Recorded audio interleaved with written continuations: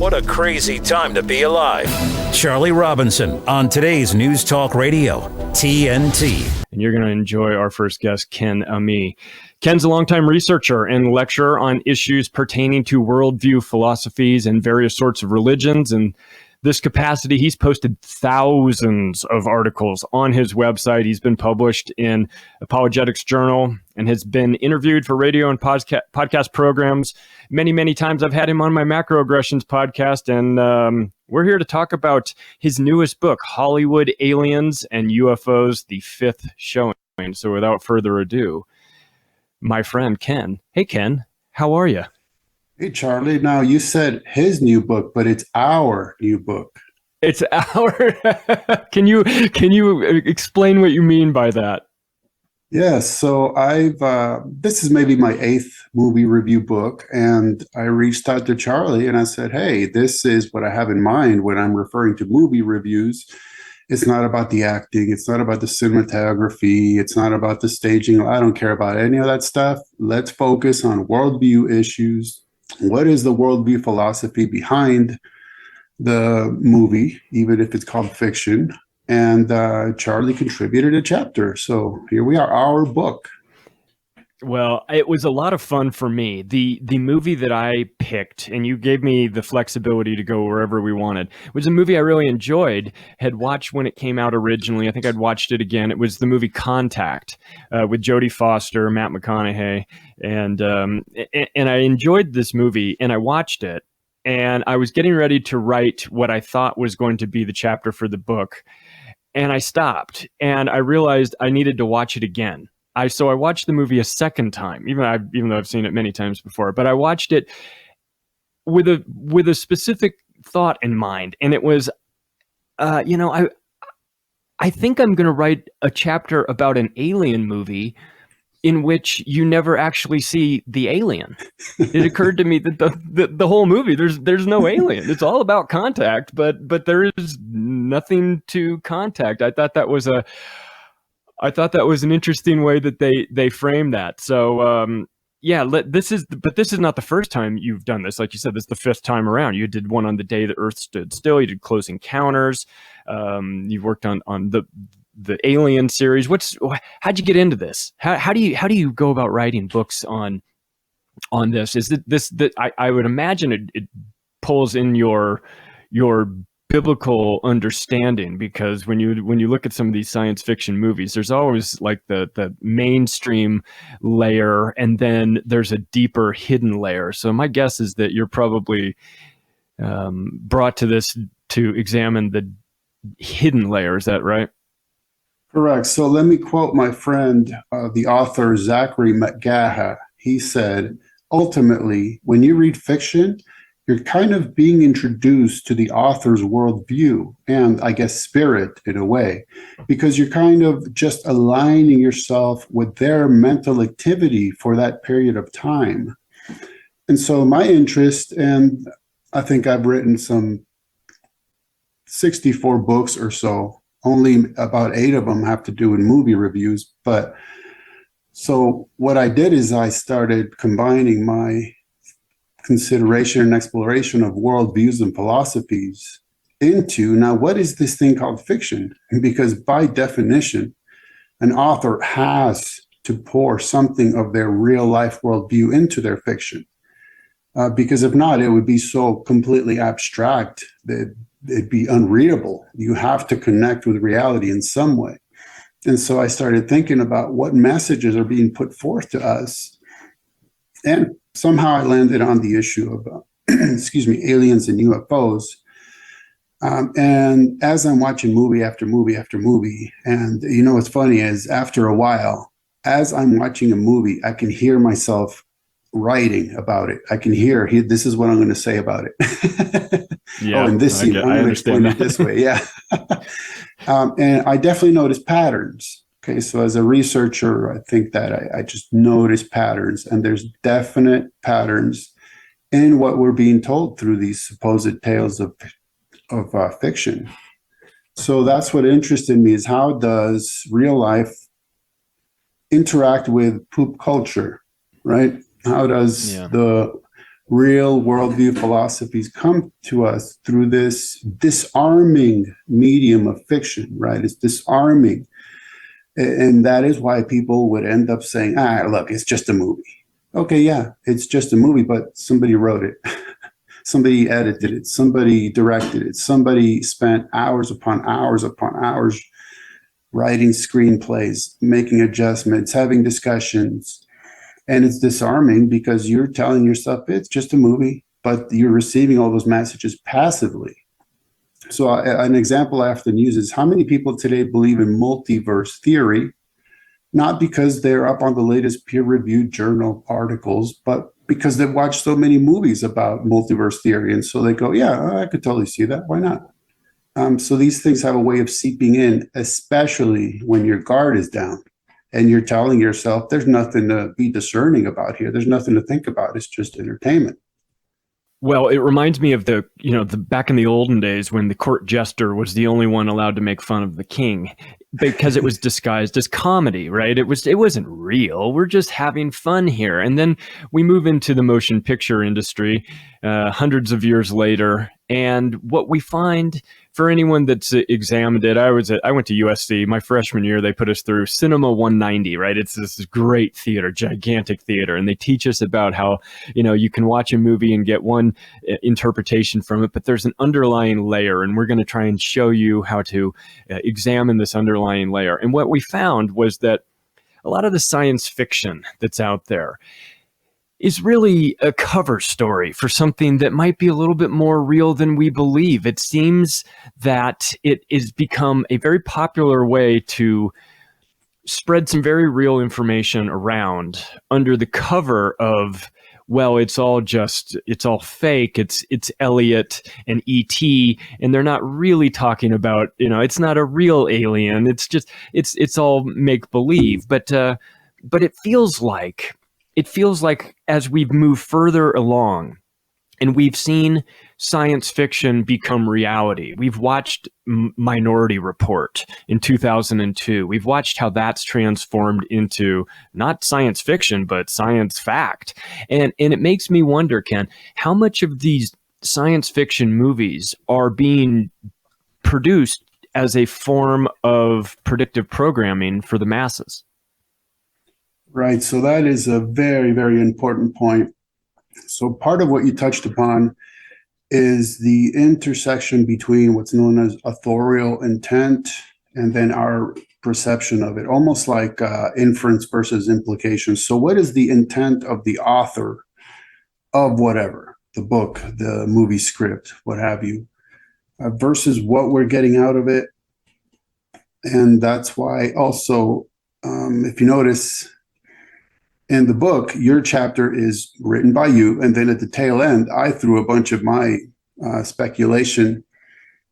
Admittedly, as I wrote it, I was saying this might be going way far beyond anything that the movie or Charlie meant by it, but I'm letting the audience know, look, I'm going to speculate here. I don't know if Sagan meant any of these things. I don't know if Charlie read any of these things into it, but I'm going hog wild with it.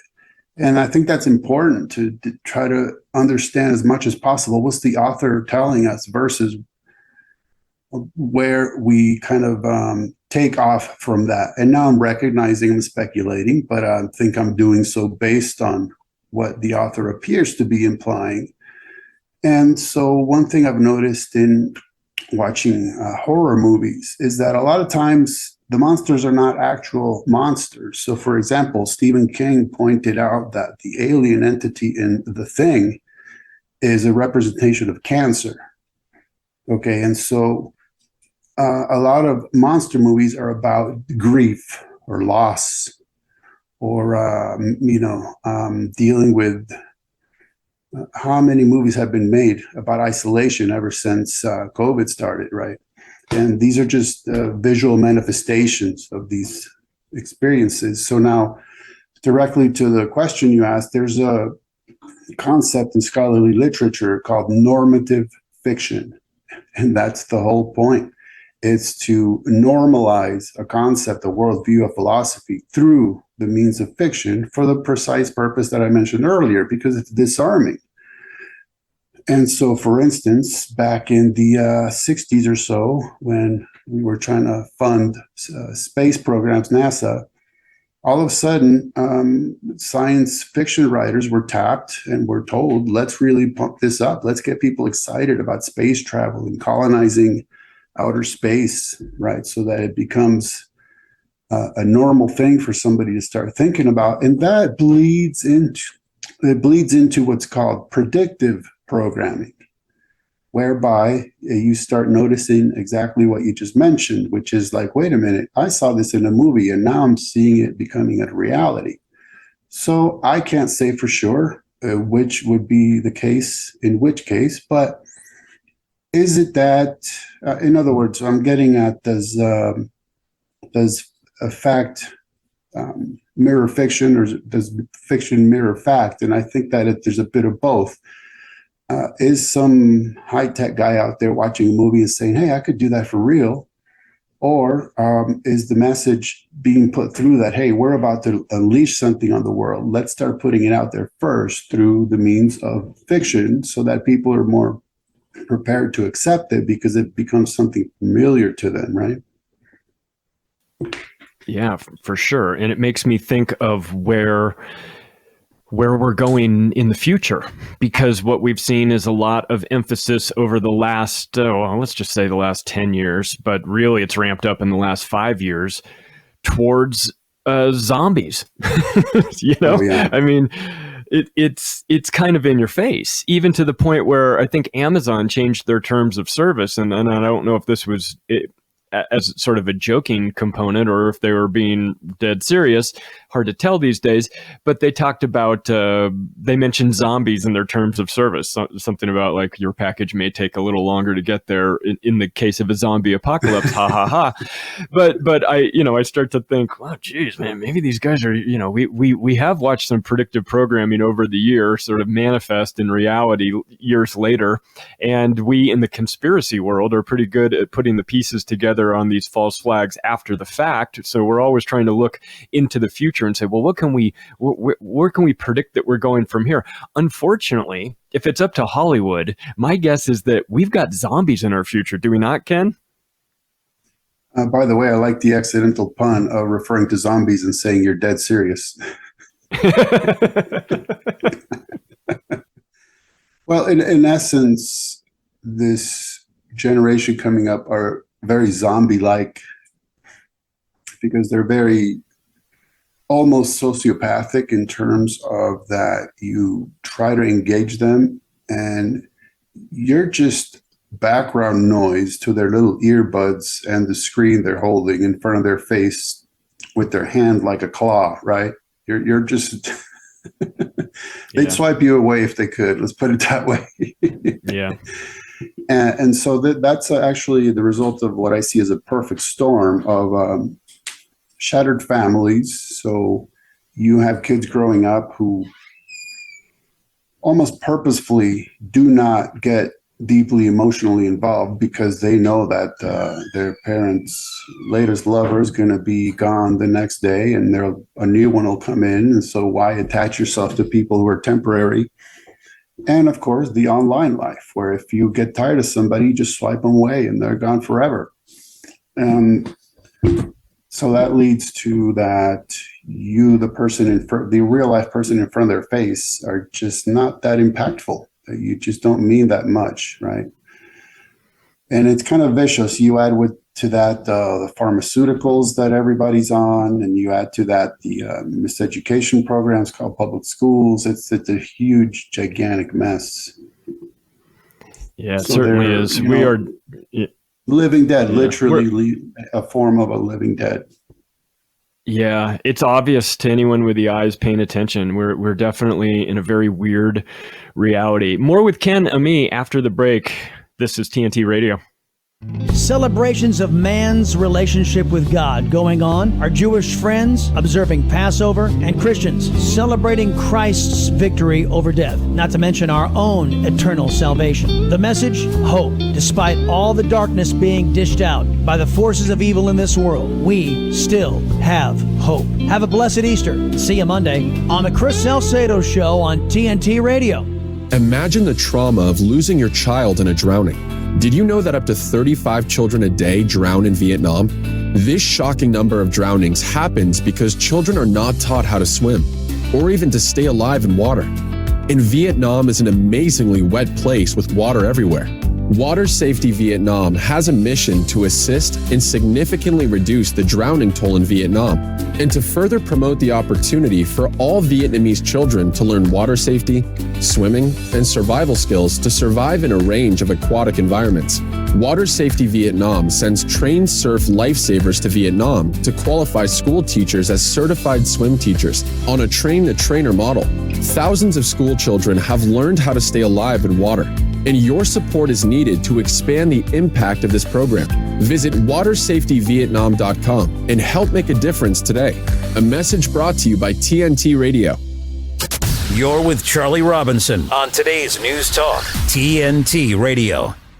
We're back with author Ken Ammi. If you want to feel bad about yourself, go to Amazon, type in Ken Ammi, A-M-M-I, take a look at the number of books he's written, and then you're going to have a good long talk with yourself in the mirror about why you can't get off the couch and start doing something. Ken has written 64 books, and man, they are all fascinating. His newest one, Hollywood, Aliens, and UFOs, fifth showing, features a chapter from me on the book Contact. It was my pleasure to write that and contribute to Ken's work. I think Ken is doing fantastic things out there.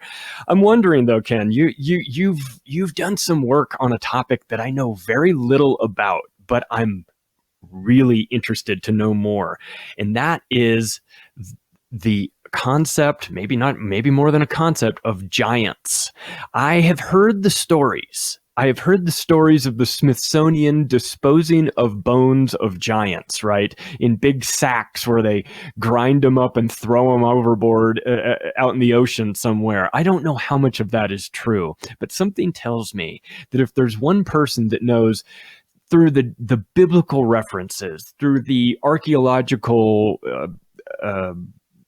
timelines, through all of the hidden history, something tells me you know a little bit more about that than the rest of us. Are we crazy to think that giants once roamed the earth, or is this part of our history that has been deliberately hidden away from us? Wow, you are blindsiding me, because if you get me started on that, how long is this show going to be? I mean, I know it's right in your wheelhouse. We'll give it, you got 20 minutes to unpack it. Let's do that then. Well, I hope to circle back to the patterns I've noticed in the UFO and alien movies. So keep that in mind. So, okay, well, we certainly will. For one, just as with aliens, by the way, I would not even get into a discussion without first defining terms. And that's an entire discussion all on its own. So I would ask you, what do you, Charlie, mean by the vague, generic, subjective, and multi-usage modern day English word giants? And most importantly, contextually, what is the usage of that word in the English Bibles that use it, right? And do those things match together? See, that alone is an entire and interesting discussion, because there's such a thing as a definition of a word or a meaning of a word, but also a usage. And those two things can be very, very different. And that also ties into the etymology. Where does the word come from? How did we end up with it? What did it mean originally? What is the usage de jour, right? So just those concepts alone are a discussion that's very important to have before we start discussing whatever is meant by giants. And if you notice, the majority of people out there making a name for themselves talking about giants every single day generally won't bother defining what they mean by it. And they'll end up implying at least three different things by the same word without telling their audience along the way. So they're leaving it to us to try to figure out what on earth are they talking about. My interpretation of giants is very limited. It is, my reference points are bones being found, and I don't know how, I can't verify that. Large doors on ancient structures that seem unusually large and unnecessarily tall, and abnormally tall steps leading up to temples and things like that. That's about all I've got, Ken. That's about the extent of my knowledge of it. So I don't know the rest of the story. I just know little parts. I'm intrigued by it. I'm open to it, but I don't pretend to have any particular or special knowledge about it. I mean, my perspective is to always start at the mundane level. What's the bottom floor of this thing? And then how far up can we build from it? So for instance, in the building in which I work, there's a door that's roughly 25 feet tall. I've never seen anybody in that building that's over 6'5". So that's like a form of a non sequitur whereby we simply argue that large things must have been built for and by large people. But we know that's just not necessarily the case. Could it be the case? Well, sure, of course, why not? But it's not necessarily the case. It's just because we don't understand how something was built doesn't mean that it was not built by mundane means. So those are just examples of like basic level starting simply and then upping the level of complexity if we need to, sure, if we need to. So for instance, I've seen so many photographs of allegedly giant steps for giants going up ziggurats, right? Step pyramids. But then in the photo, in the most popular one, you actually see the steps that were made for human beings to walk up right next to them. So those aren't steps. They're just the structure of the ziggurat. And then a staircase was made for human beings to walk up, to walk up. Because part of my thinking, if giants are using those as actual steps to walk on, what did they do when they get to the top? Did one of them stand on their tippy toe? Because they don't fit up there. Right. I mean, the top of those are pretty small. So that's what they did. They're standing up there like a ballerina on one single tippy toe because they made it to the top and now there's nowhere to hang out. But my knowledge of it is quite limited. I see the pictures. You know how it is with the pictures. Yeah. You go, well, these are, I don't know, are these real? Are these fake? I see large skeletons next to smaller skeletons. What does this mean? Does this mean anything? No, probably not. But it's fun to speculate. But where I'm really deficient is understanding ancient texts that talk about that. So my question, I guess, is in these ancient texts, which I know you are an expert in. Do they talk about things that give the impression that there were other sized beings that were inhabiting this planet, or have we misinterpreted their writings? So part of what we need to be careful about is referring to ancient texts, because what might be ancient to us might actually be, so for example, in a text wherein we get Nephilim that are miles tall, okay? That's an ancient text to us, but that one actually is from millennia after the Torah. So we have to be careful about the timeline there. Yeah, ancient to us, but still much, much, much, much later than the Torah. So that, by the way, was a book called First Enoch or Ethiopic Enoch, which has them at 3,000 ells, and that's miles tall. Okay, I think that's great fiction. It's great folklore. It definitely is, but it's just poor reality. So yes, we do have texts that are older than Enoch that refer to giant beings. And again, we need to take them for what they are, combined with basic level sociology and anthropology, which is that, for instance, if I explore a foreign land that's unknown to my community and I want to get funded the next time around, I'm going to come up with something exciting. I'm not just going to say, well, I don't know, I guess we saw a different kind of monkey than we see around here. No, I'm going to tell fantastic tales. And again, I'm not saying that just to be dismissive, but I'm saying that is one of the ingredients we have to take into consideration. that if I got beaten, I might as well claim I got beaten by giants. Or if I was triumphant, I might as well claim I was triumphant against giants. Or if I see some unusual structure, I can't figure out how it was built and it's large. Well, by golly, giants must have done it. And maybe they did. Maybe it was, but maybe not. And that's what makes it so difficult. But what you said about being fun, looking at those images, here's another fun thing to do.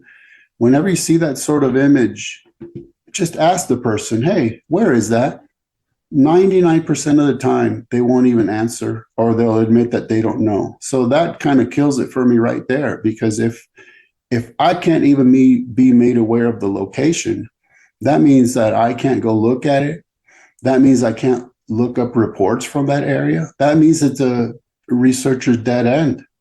And try that for a while. You'll find that generally most people are posting those images.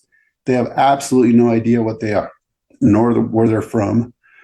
And the latest fad is posting photographs of mountain ranges that if you take a photograph from just one extremely specific angle, you can interpret it as looking like a head or a face. And I always point that out. Where is that? No answer. And I point out, well, what would happen if you take that photograph from a very slightly different angle? Well, guess what? You no longer see a face. So there's a lot of very tricky issues combined in this, including that we don't know the authorial intent, here we go again, of ancient authors. Were they writing what they thought was literal history? Were they writing historical fiction? Were they writing actual fiction? What were they up to? What were they doing? What were they actually claiming? These are vastly complicated issues. And what I've seen time and time and time again, and I've written maybe 10 to 12 books just on nephelology and giantology, is that it's so easy to get into this bandwagon and fall for what I have come to term gigorexia nervosa, which is the obsessive desire to see giants and just making them up where they're nowhere to be seen. So that, for example, we end up, I'll give you a perfect example. Gary Wayne, with whom I've debated, he's been referring to Nephilim as giants for years and years and years, by which he is referring to their subjectively unusual size, okay? And I asked him about that, and he admitted he does not know how big they are. But he insisted on continuing to refer to them as giants. Now, with all due regard and discretion, please tell me, what kind of sense does that make?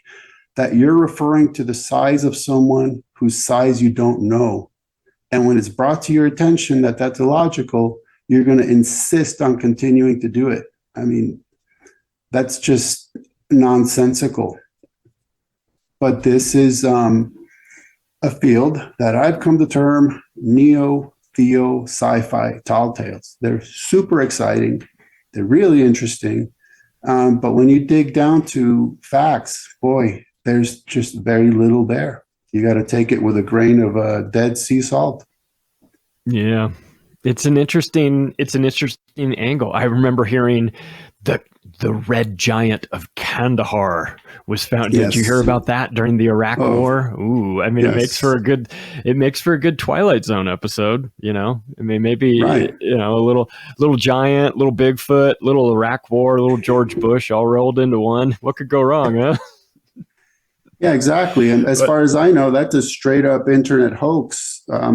Based on a couple of anonymous guys making vague claims about generic regions and popularized by two guys that literally make their living off of selling tall tales. That's basically the only thing that I can get out of that. Well, what we do have, we have a current culture right now that is most definitely talking about and normalizing UFOs. Okay, that is undeniable. Yes. We have mentions in biblical texts of Anunnaki. We have long stories of people visiting from the stars. we also have the military-industrial complex, and we know that they, look, a stealth bomber looks like a UFO when you don't know what a stealth bomber is. So, how much of this, Ken, is the military-industrial complex running cover for this? Maybe the entire thing is fake. Maybe it's all them.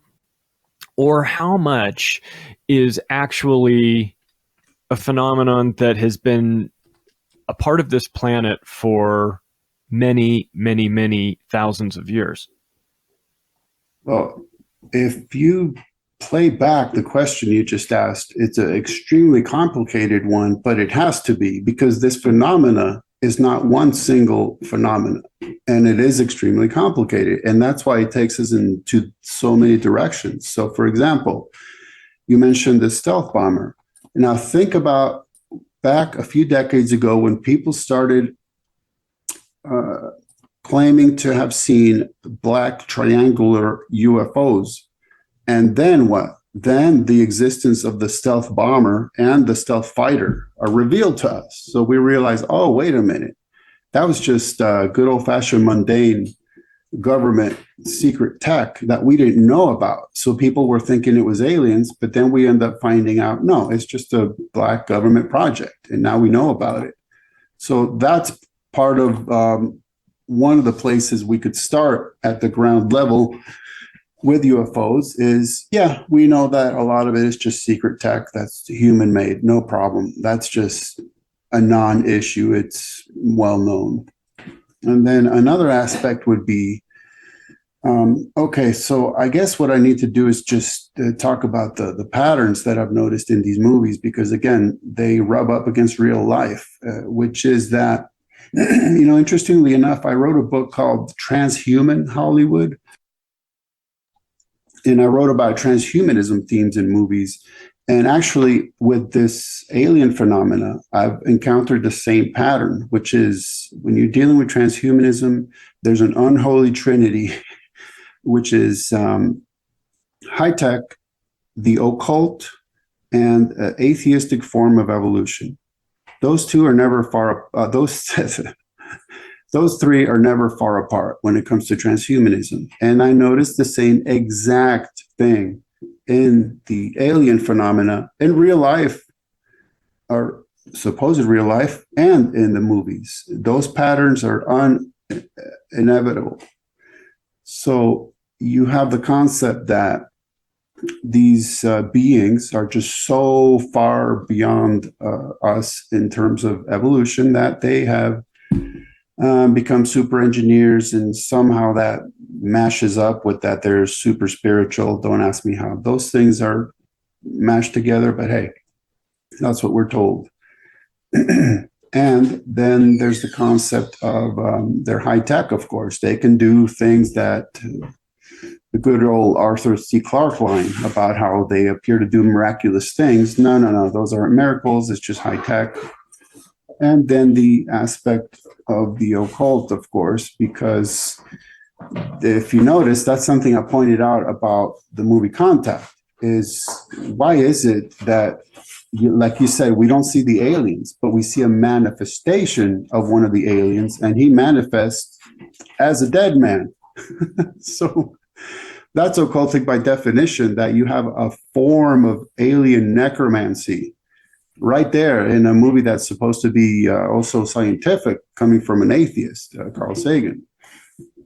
And that's a pattern I've noticed more and more and more, is people who are on the inside of the alien contactee or abductee or experiencer movement or field, who are starting to come out and making those claims. And I'm talking about people as well known as Whitley Strieber or Corey Goode, who say, yeah, this alien contact phenomena is actually about contact with the dead, with dead humans. Okay, and not to mention, mentioning the correlation, as we can see with Dr. Stephen Greer and even Oliver Stone, who engage in rituals that can only be referred to as occultic, And then, surprise, surprise, they claim that quote unquote aliens manifest or UFOs manifest. Now, how? How does that happen? That we have this picture perfect correlation between occultism and aliens and UFOs. So there's a lot to that aspect of it, a lot. Even there was the late researcher Byron LeBeau, who I quoted in my book, 50 Shades of Grey, Aliens. He pointed out how so many of the names of supposed aliens are actually names from our historical texts about gods, or specifically fallen angels or demons. So, for example, in the Billy Meyer case, one of his main contacts was named Semyaza. Well, guess what? That's from the Book of Enoch, and that's the name of a fallen angel. It's like, how do these things come together? Well, they do. Crazy. I didn't know that. Yeah. And it's mostly the people within those fields who are starting to come out with this stuff more and more. Like I said, Stephen Greer, he talks about free energy. Okay, yeah, I'm behind that. He talks about disclosure of what the government knows. Yeah, absolutely. Go for it. And next thing you know, he's like, hey, join us in the middle of the woods to conduct occult rituals to summon aliens. It's like, wait, what? What just happened here? It's the supernatural internet. That's how you reach. That's their email service, right? You have to get together and hold hands in the desert with Stephen Greer. And and by the way, the reason I mentioned Sean Stone, because he's doing a show, Jesse Ventura's The Conspiracy Show, and they're supposed to be at Skinwalker Ranch investigating aliens. But he's out there kind of holding his forehead, and his friend says, hey, are you okay? And he says, or asked him, what are you doing? He says, I'm summoning the spirits. And I'm thinking, wait a minute, you're supposed to be there investigating biological aliens, and you're occultically summoning spirits? Well, again, how did we get from one thing to the other? And it appears to turn out that it's all the same. And so that's one of the main patterns I've noticed in these UFO and alien movies time and time and time again. It's high-tech occultism and evolution. And of course, how for some reason aliens are very, very interested in coming to Earth and explaining to us that we're wrong about Jesus in the Bible. I don't know That's how funny. 99% of them figured, I mean, you'll find instances where they're also against other religions or whatever, but 99% of them are like, we figured we'd have to traverse the vast distances of the universe or other dimensions to come and let you know about that bit right there. That's what really bothers us.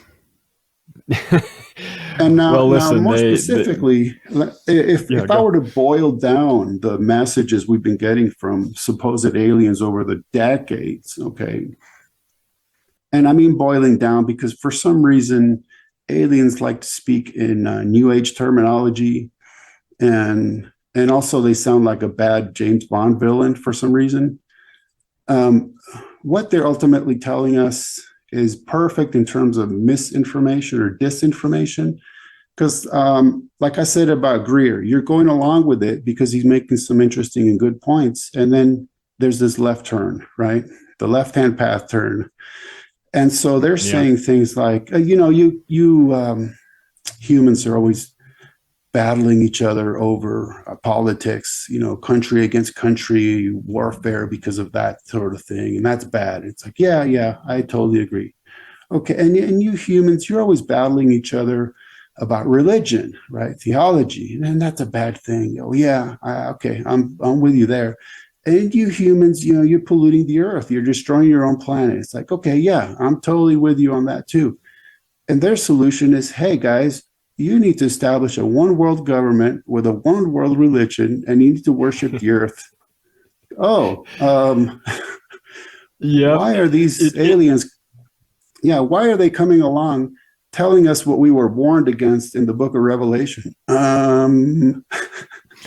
Well, it's probably because they're financed by David Rockefeller. That's my guess. Hey, more with author Ken Ammi after the break. You are listening to TNT Radio. Deadly drug-resistant fungi spreads due to climate change. We're all doomed. Film at 11. From Washington, D.C., this is the Morano Minute with your host, TNT Radio's Mark Morano. NBC's The Today Show is claiming that a deadly drug-resistant fungi is now spreading due to global warming. Here is NBC News senior medical correspondent Dr. John Torres on The Today Show. This is one of those things that seems to be spreading because we think of global warming.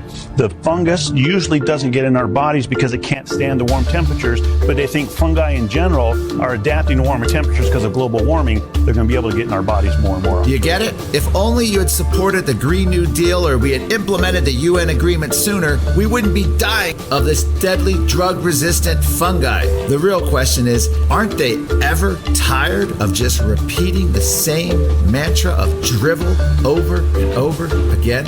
Please keep a cooler head when you hear medical claims like this. This is Mark Morano for the Morano Minute on TNT Radio. You have the right to know. The right to know about culture. The right to know about the economy. The right to know about technology and to know about sports. You have the right to know about education and politics and the weather. You have the right to know what's happening abroad and in your backyard. But above all else, you have the right to know that this right is under attack, and we must work to protect it.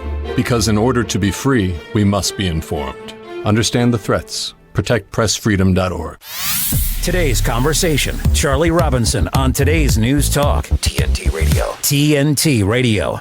Final segment with author Ken Ammi. You can support his work by going over to Amazon, type in Ken Ammi, A-M-M-I, take a look at his list of books that he's written. Newest one, Hollywood Aliens and UFOs, fifth showing.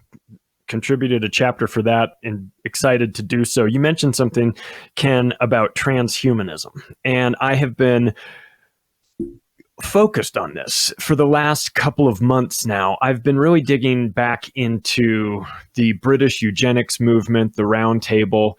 We see this underlying theme of depopulation in the form of eugenics, thinning the herd, survival of the fittest, these concepts. You get to the 1957 and Julian Huxley, one of the members of the Committee of 300, a dangerous individual and a pseudoscientist, develops the concept of transhumanism.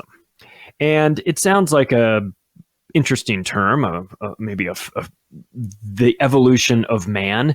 And maybe people thought nothing of it. But we're now pivoting into a fourth industrial revolution. If you listen to Klaus Schwab, the literal Bond villain out of Davos, who says that the fourth industrial revolution is in fact transhumanism, the blending of man with machine.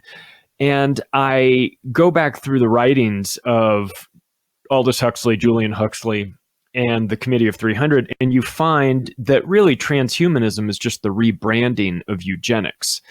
So what are we talking about? You mentioned that transhumanism has three components: high-tech, occult, and atheism. Now, these Huxley brothers and the Cecil Rhodes group were all atheists. They in fact prided themselves in removing God from the science. That was their theme.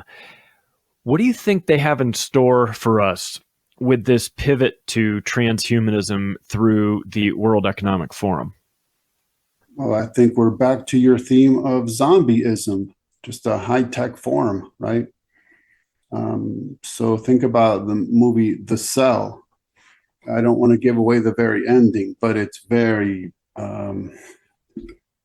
shocking in that you can just see our society going this way where we're very detached from reality. And actually, that's a key point right there. So if you think about Brave New World, for instance, I think about this a lot because now when I park my car at a grocery store, they're blasting music into the parking lot, right? They can't give you a single second of quiet or solitude. And in Brave New World, the savage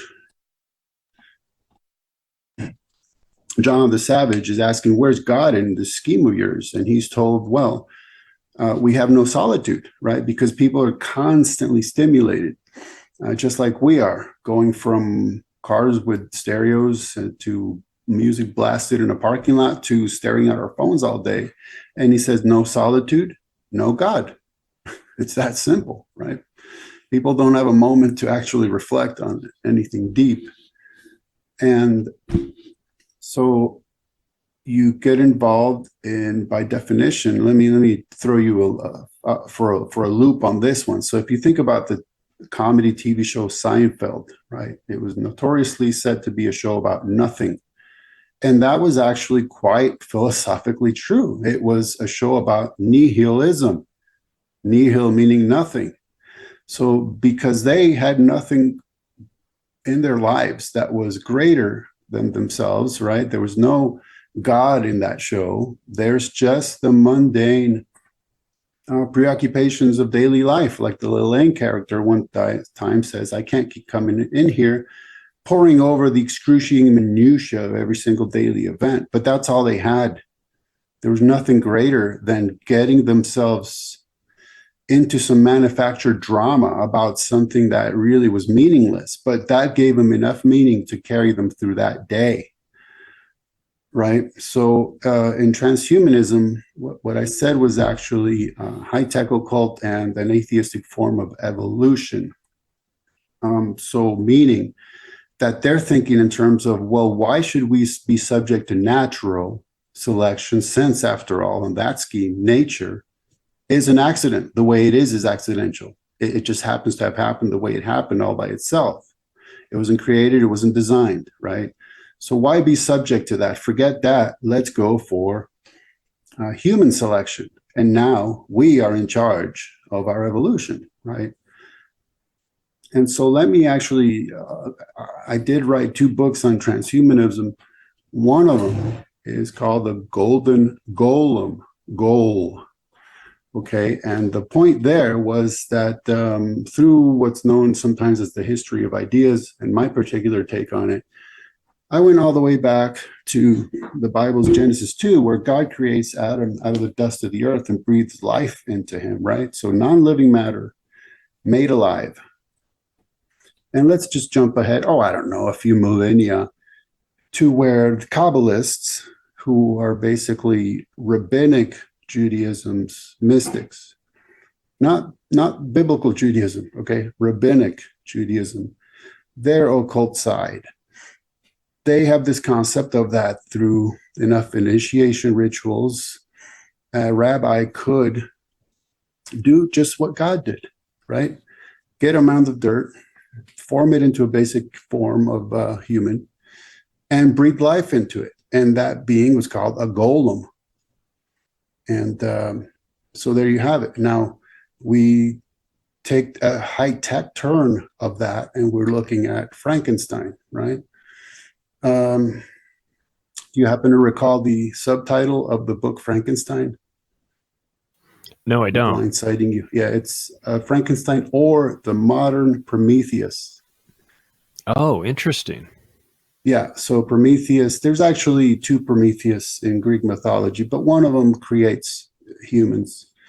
And you have the concept of Prometheus rebelling against Zeus by bringing high tech to humans in the form of fire. Okay, anyhow. So that's a high tech form of a golem tale. Now we don't have dirt, but we do have dead biology, right? Dead matter, parts of dead human beings being stitched together and brought to life. And by the way, there you have a zombie, don't you? In a form of a zombie. Yeah. But a form of a golem. Right. So you have a high-tech scientific form of a golem. And you move ahead with that in the early 1900s. Someone writes a golem tall tale about a mechanized golem. So there you can't get much more high-tech than that, but a mechanical golem. And then that takes us right into Fritz Lang's Metropolis, where somehow in 1927, he's getting it into his head that you could download the contents of the human mind into a robotic body and make an android through occult means, by the way. High tech and occult mixed together. And so you see that take it on through sci-fi tales ever since. And that's the basic concept. So what we're looking at is a deconstruction of God's created order and making everything into something made in our own image, in our own human image, in our own high-tech, atheistic, occultic image, is how I would boil down what that's all about, is humanity in our own image through these means. And that's transhumanism, and that's trans-alienism.